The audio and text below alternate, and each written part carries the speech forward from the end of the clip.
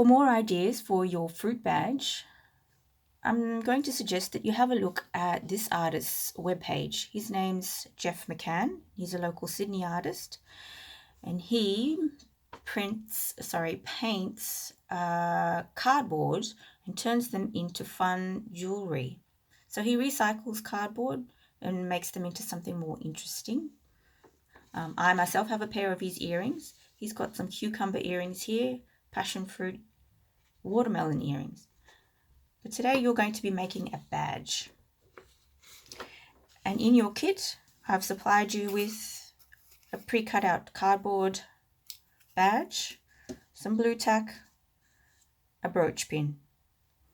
And what you'll need to supply yourself is some PVA glue. It's also called craft or hobby glue. Some colored markers in the colors of the fruit that you have chosen. If you don't have colored markers, you can also use paint. Just acrylic paint is fine. But remember, with the paint, you need to wait for each layer to dry. So this is one that I painted previously. It's dry now, but it took me 3 coats before it got to the orange, the consistency that I wanted it. So keep that in mind. You need to be a little bit patient if you choose to use paint.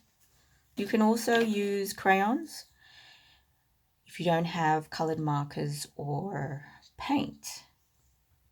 So what you're going to do firstly is stick down your blue tack and then your badge on top.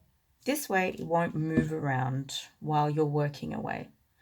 And then I suggest you use colored markers. And I've decided I'm going to do a watermelon. My watermelon, from looking at the picture, I can see that it's got